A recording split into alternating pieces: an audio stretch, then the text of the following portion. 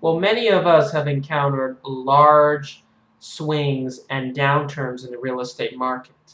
And many of us know that a lot more plunges are ahead. We're going to continue to go to a free fall. I want to give you some of the reasons why and what are the things that you could do.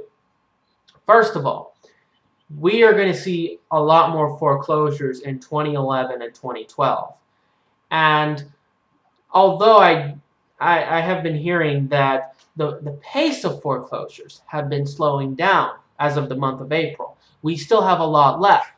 This time it's going to be a lot more focused on the commercial sector, which means that a lot of those strip malls or maybe a lot of those office towers could be foreclosed. And you could see a lot of surprises with that, nasty ones. You could see a loss of jobs. The other aspect is a potential for higher interest rates. Unless if they keep interest rates at zero or they're very stable, and unless if they continue bringing these tax credits, if interest rates continue to rise, we're going to see dramatic declines in real estate. Of course, many of us know a higher interest rate means higher mortgage payment, and that means more money to borrow. So let's say, for an example, where I live, okay? Average home price here is $500,000. You borrow $400,000, your mortgage payment is $2,000.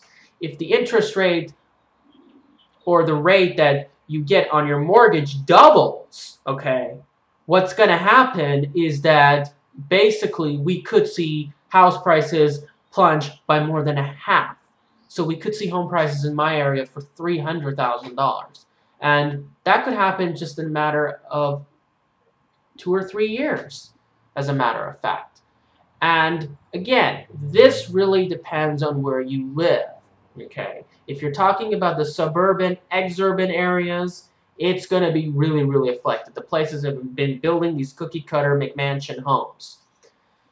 So, and worst of all, I would strongly stay away from those areas because basically you're going to see probably an emergence of slums and abandoned homes, and those areas are going to be really, really dysfunctional and in some cases frightening. I just want to let you know, however, if real estate plunges, even though they continue to rise, okay, basically you have to understand, though, in real value, they're actually falling. Because some people say, okay, no, Cyrus, you're wrong. You know, we live in South Orange County, and this is too desirable. It's going to continue to go up. Oh, yeah, it's going to go up 10% by the next year. I was like, okay, yeah, you're maybe right.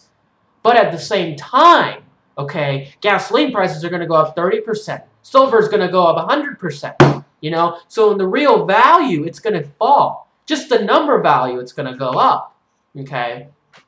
The other thing you have to understand, though, that the higher cost of living is going to be a burden to people's budgets.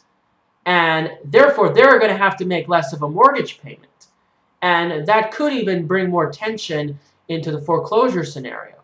And then, of course, you know, this is another thing that you have to understand about buying real estate. It's not just about, even though you have a paid-off home, even though you can make off the mortgage payment, you have to understand you got the HOA, the maintenance, the mellow roast, the property taxes, the utilities, paying for the gas to get outside the home, out of the subdivision, because our cities are so drivable. You have to drive to take the kids to the school, take them to soccer practice, to buy a loaf of bread, even to meet your neighbors. I mean, it is just really, really insane. I mean, I could see, if gas prices continue to escalate, we could see home prices in these suburban areas fall probably by 70%.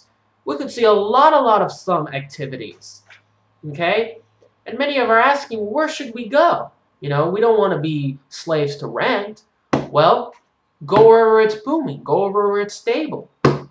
There's an agricultural commodities boom. Learn to buy property over there. Be productive. And if you're very, very productive, okay, you can easily pay off the land. And again, let me make this clear, okay? I tell many, many times, don't get into liability unless if you really know what you're getting into. So let's say, for an example, if you get a non-ARM, a fixed mortgage on a property, okay, which is short-term, and you can easily pay it off, okay, from the products that you export, and, okay, if the mortgage payment is a tiny component of your income, then you can give it a shot, okay? But however, if the mortgage payment is ARM, it's a huge portion of your income and so forth, and you really don't read the fine print and everything, well then you really got to start considering some alternatives, okay? And besides, you know, I'm always an innovator for the future. I want to deliver new ways of life for so many people. And when it comes to real estate, I mean, come on. Just buy your home paid off. Just lay off the mortgages. Be asset builders. Buy a home. Do some yearly maintenance. And not only that, but make sure, you know, you don't spend tens of thousands of dollars in doing remodeling and all those other unnecessary payments that really ends up costing you a lot of money. See, we spend in many, many ways that we just cannot imagine. I mean, we just have to really take a look at ourselves. All right, well, stay tuned, okay? We have a huge bumpy ride ahead of us.